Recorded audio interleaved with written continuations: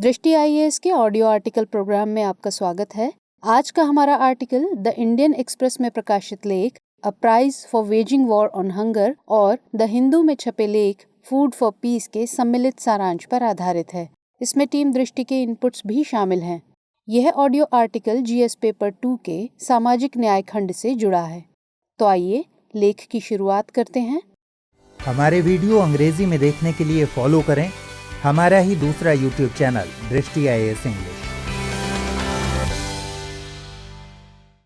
विश्व खाद्य कार्यक्रम को क्यों मिला शांति का नोबेल? यूं तो नॉर्वेजियन नोबेल कमेटी हर साल ही मानवीय पहलू पर काम करने के लिए किसी न किसी को सम्मानित करती है, लेकिन साल 2020 का शांति का नोबेल पुरस्कार कई मायनों में अहम है। दरअसल दुनिया भर में खाद्य सुरक्षा पर काम करने वाले निकाय विश्व खाद्य कार्यक्रम को भूखमरी मिटाने की कोशिशों के लिए इस साल शांति के नोबेल पुरस्कार से सम्मानित करने का फैसला किया गया है। यह कार्यक्रम भूख को खत्म कर लोगों की जीवन शैली को बदलने के तरीकों पर काम कर रहा है और 2030 तक सतत विकास लक्ष्य के तहत पूरी दुनिया में भूखमरी को खत्म करने का बीड़ा भी उठा चुका है। गौर करने वाली बात है कि इस साल विश्व खाद्य कार्यक्रम सहित 319 उम्मीदवारों को इस पुरस्कार के लिए नामित किया गया था, जिनमें अमेरिकी राष्ट्रपति डोनाल्ड ट्रंप और पर्यावरण कार्यकर्ता ग्रेटा थनबर्ग भी शामिल थे। कहने की जरूरत नहीं कि ग्रेटा थनबर्ग के कारण ही पर्यावरण आंदोलन को अंतर्राष्ट्रीय ख्याति मिल सकी है। वहीं डोनाल्ड ट्रंप को इजराइल और यूएई के बीच शांति समझौते में मदद के लिए नामित किया गया था, लेकिन सभी को खारिज करते हुए नोबेल कमेटी ने विश्व खाद्य कार्यक्रम को इस सम्मान का हकदार पाया। ऐसे में सबसे बड़ा सवाल यही है कि विश्व खाद्य कार्यक्रम शांति नोबेल पुरस्कार को जीतने में क्यों सफल रहा।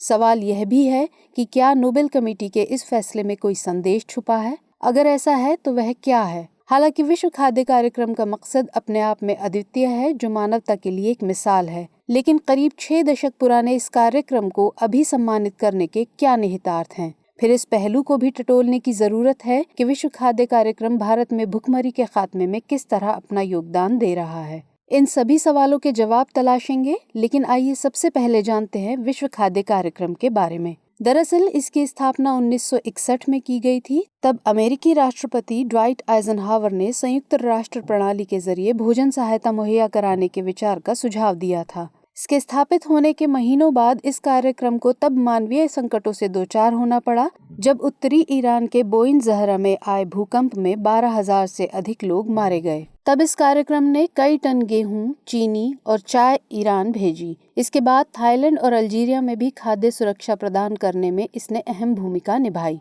इसकी वेबसाइट्स पर दिए गए विवरण से पता चलता है कि इसने 1963 में सूडान में नूबियंस के लिए अपना पहला विकास कार्यक्रम शुरू किया था। उसी वर्ष टोगो में विश्व खाद्य कार्यक्रम की पहली स्कूल भोजन परियोजना को मंजूरी दी गई। 2 साल बाद ही विश्व खाद्य कार्यक्रम संयुक्त राष्ट्र का एक पूर्ण कार्यक्रम बन गया। इसका मुख्यालय इटली के रोम में है और यह एक कार्यकारी बोर्ड द्वारा शासित है, जिसमें 36 सदस्य देश शामिल हैं। इसकी अध्यक्षता एक कार्यकारी निदेशक द्वारा की जाती है, जिसे संयुक्त राष्ट्र महासचिव और संयुक्त राष्ट्र के खाद्य और कृषि कार्यक्रम के महानिदेशक द्वारा नियुक्त किया जाता है। कार्यकारी निदेशक की नियुक्ति नियत 5 साल की शर्तों के साथ होती है। विश्व खाद्य कार्यक्रम संयुक्त राष्ट्र की खाद्य सहायता शाखा है, जो वैश्विक स्तर पर भुखमरी की समस्या से लड़ने और खाद्य सुरक्षा को बढ़ावा देने के लिए कार्य करने वाली सबसे बड़ी मानवीय संस्था है। यह पूरी तरह से सार्वजनिक दान पर संचालित होने वाला कार्यक्रम है, जो कि पिछले साल करीब $8 बिलियन से अधिक धन जुटाने में सक्षम रहा। इसके दानकर्ताओं में सरकारें, कॉरपोरेशन और व्यक्ति विशेष शामिल हैं। अब सवाल है कि विश्व खाद्य कार्यक्रम को नोबेल पुरस्कार से क्यों सम्मानित किया गया। गिनीज वर्ल्ड रिकॉर्ड्स के मुताबिक विश्व खाद्य कार्यक्रम दुनिया का सबसे बड़ा मानवीय कार्यक्रम है और वर्ष 2002 में इसे गिनीज बुक में जगह दी गई। जैसा कि हमने पहले ही जिक्र किया, विश्व खाद्य कार्यक्रम 2030 तक दुनिया में भूख खत्म करने के अपने वैश्विक लक्ष्य के लिए प्रतिबद्ध है। जब से इस कार्यक्रम की स्थापना हुई है, तब से ही यह भुखमरी को खत्म करने के अपने मिशन पर डटा हुआ है। 2015 में दुनिया से भूख का खात्मा करना संयुक्त राष्ट्र के सतत विकास लक्ष्यों में से एक बन गया और विश्व खाद्य कार्यक्रम उस लक्ष्य को हासिल करने में संयुक्त राष्ट्र का प्राथमिक साधन है। विश्व खाद्य कार्यक्रम के अलावा विश्व खाद्य सुरक्षा प्रदान करने की दिशा में काम करने वाली अन्य एजेंसियों में विश्व बैंक, खाद्य और कृषि कार्यक्रम एवं अंतर्राष्ट्रीय कोष कृषि विकास भी शामिल हैं। विश्व खाद्य कार्यक्रम 2 तरह से भोजन सहायता लोगों तक पहुंचाता है। पहला, खाद्यान्नों को लोगों तक पहुंचाकर, और दूसरा, नकद कैश ट्रांसफर के जरिए यह लोगों की खाद्य जरूरतों को पूरा करता है। वर्ष 2005 में श्रीलंका में आई सुनामी के समय पहली बार नकद कैश ट्रांसफर शुरू किया गया था। 2019 में विश्व खाद्य कार्यक्रम ने 88 देशों के करीब 10 करोड़ लोगों को तकरीबन 42 लाख मीट्रिक टन भोजन और $1.2 बिलियन नकद की सहायता प्रदान की। नोबेल कमेटी की माने तो विश्व खाद्य कार्यक्रम इन्हीं असाधारण कार्यों के लिए नोबेल से सम्मानित किया गया है। भूख से निपटने के प्रयासों, संघर्ष प्रभावित क्षेत्रों में शांति के लिए बेहतर स्थिति में योगदान देने और युद्ध व संघर्ष में भूख को हथियार के रूप में इस्तेमाल करने से रोकने के लिए इसे नोबेल शांति पुरस्कार से सम्मानित किया गया है।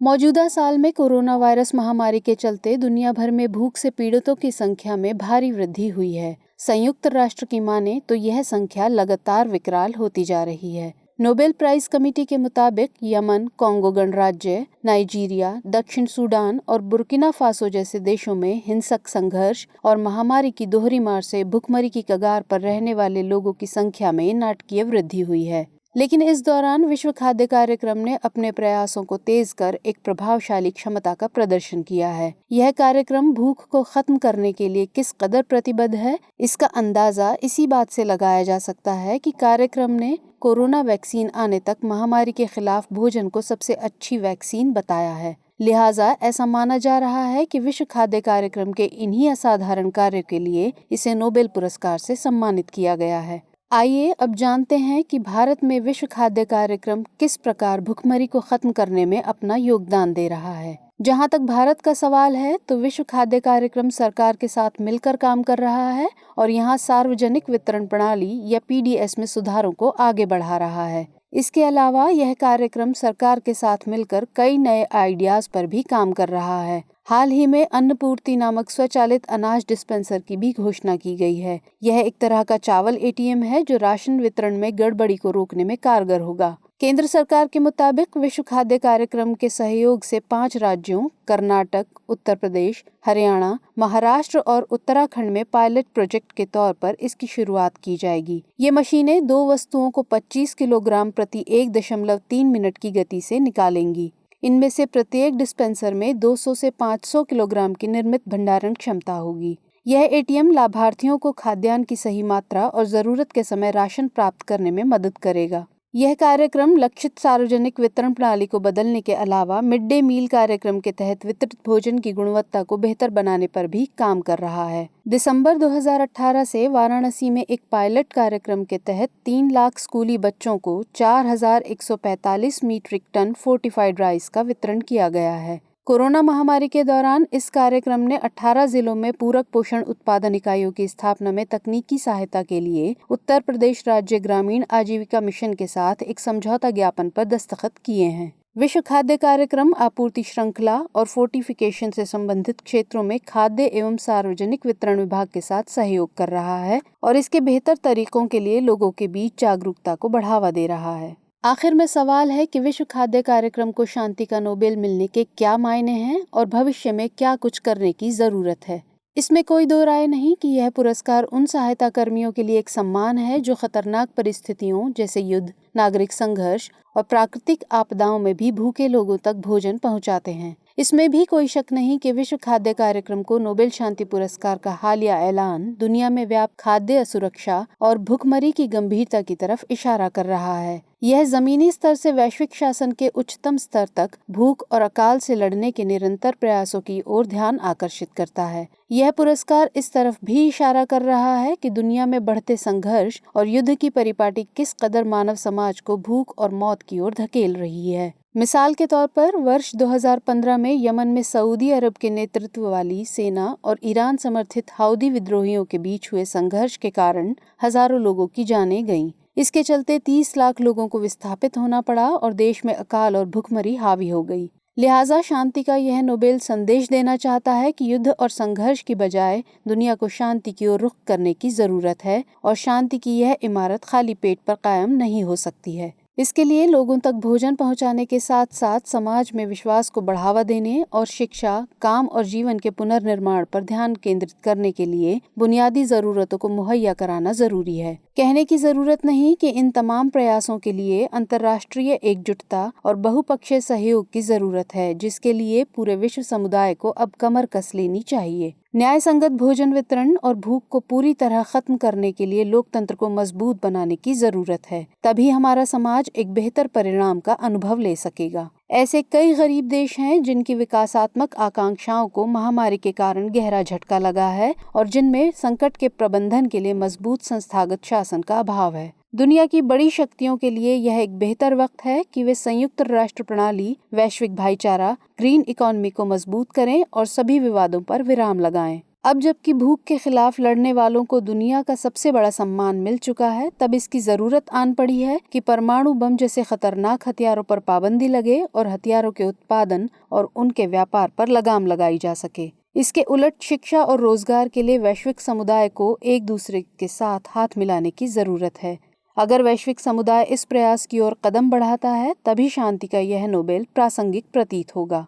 यह कोई छुपी बात नहीं है कि विश्व खाद्य कार्यक्रम ने भारत सहित दुनिया के कई हिस्सों में भुखमरी को कम करने का प्रयास किया है और इस कोरोना महामारी में भी वह निरंतर अपने लक्ष्य को हासिल करने के लिए प्रतिबद्ध रहा है। इस अहम वक्त में नोबेल जैसी ख्याति का प्राप्त होना न केवल इनके प्रयासों की सराहना है, बल्कि भूख और अकाल के बारे में एक तात्कालिक चेतावनी भी है। अतः समझना होगा कि भुखमरी को खत्म करने के लिए प्रतिबद्ध संस्था को नोबेल पुरस्कार का मिलना न केवल एक बड़े सहयोग की अपील है, बल्कि यह इस बात का भी बोध कराता है कि भुखमरी के चलते कैसे करोड़ों लोगों के मानवाधिकारों का उल्लंघन हो रहा है। अगर हम भूख को बुनियादी मानव अधिकारों और सम्मान के उल्लंघन के रूप में नहीं देखते हैं, तो एक बड़ी और कमजोर आबादी धीरे धीरे मौत के मुंह में चली जाएगी और यह एक प्रगतिशील मानव के लिए किसी हार से कम नहीं होगा। आइए अब नोट करते हैं आज का सवाल। विश्व खाद्य कार्यक्रम को शांति का नोबेल पुरस्कार मिलने के कारणों को चिन्हित करें। बताएं कि विश्व से भुखमरी को खत्म करने के लिए इस कार्यक्रम को किन प्रकार की सहायताओं की आवश्यकता है। मिलते हैं अगले प्रोग्राम में, तब तक के लिए धन्यवाद।